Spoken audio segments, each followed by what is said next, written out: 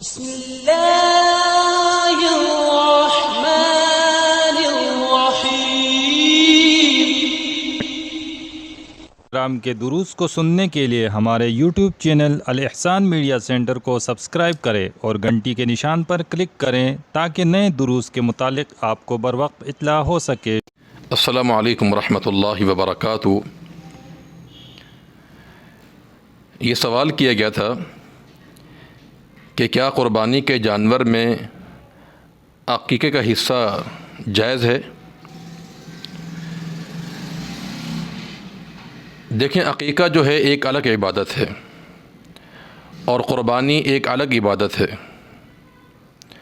عقیقہ انسان اللہ تعالیٰ کا قرب حاصل کرنے کے لیے بچے کی پیدائش پر بطور شکر اللہ تعالیٰ کے راہ میں جانور کو ذبح کرتا ہے۔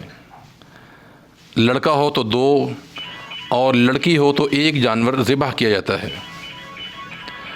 اور پھر عقیقے کے لیے یہ چیز ضروری ہے کہ بکرا یا بکری ذبح کیے جائیں یا پھر دمبا یا بھیڑ ذبح کیا جائے۔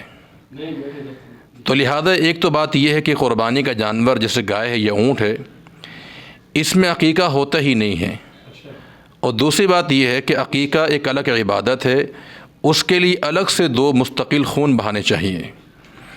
لہذا اس قسم کا اشتراک قربانی کے اندر یہ جائز نہیں ہے۔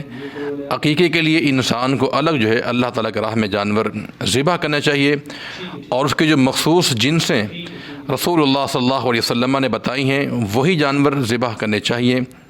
دیکھیں، اللہ کے نبی کے زمانے میں گائے موجود تھی، اونٹ موجود تھے، لیکن آپ نے کسی ایک صحابی کے لیے عید کے موقع پر یا اس کے علاوہ کبھی آپ نے ان جانوروں کو بطور عقیقہ ذبح نہیں کیا ہے۔ تو لہذا دونوں مستقل الگ الگ عبادات ہیں، تو دونوں کو ایک جگہ جمع نہیں کرنا چاہیے۔